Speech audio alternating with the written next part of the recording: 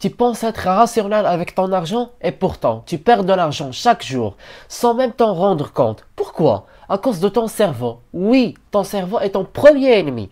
Aujourd'hui, je te révèle les biais cognitifs qui sabotent ta santé financière et comment t'en libérer. Mais le pire, c'est que même les plus intelligents tombent dedans. Tu vas voir pourquoi dans un instant. Le biais de confirmation, l'autotromperie silencieuse. Ce biais te pousse à ne voir que les informations qui valident tes croyances. Tu penses que les investissements sont dangereux? Tu penses que les investissements sont dangereux?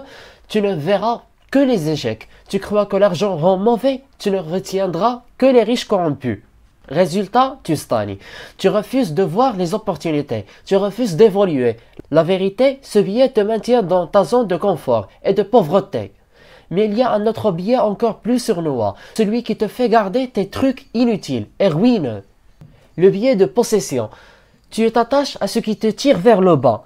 Tu achètes un objet et soudain tu le surévalues. Pourquoi? Parce que tu l'as payé, parce qu'il est à toi, parce qu'il est à toi. Même s'il est inutile, même si tu pourrais revendre et réinvestir, ce biais t'empêche de couper les pertes, de faire des choix rationnels. Combien de choses gardes-tu juste par orgueil? Combien de projets précises-tu à financer juste parce que tu as déjà investi ton temps? Mais attention, il y a un biais encore plus dangereux. Il t'empêche de passer à l'action. Il te coûte très cher. L'aversion à la perte, le piège de l'inaction. Tu préfères ne rien perdre plutôt que gagner gros. Ce biais te paralyse. Tu refuses d'investir, tu refuses de tester, tu refuses d'oser. Tu préfères économiser 50 € et rater 500 €. C'est la peur déguisée en prudence. C'est la stagnation déguisée en sagesse. Mais en réalité, chaque refus d'agir est une opportunité envolée. Et si je te disais que ton entourage aussi peut être un biais cognitif qui te coûte cher? Le biais de conformité sociale, la prison invisible.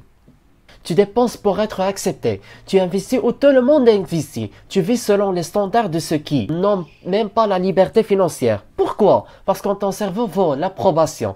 Mais l'approbation ne paie pas tes factures. Et elle ne crée pas de liberté. Ce biais t'enferme dans une boucle d'imitation et d'inauthenticité. Tu ne choisis plus ta vie. Tu copies celle des autres.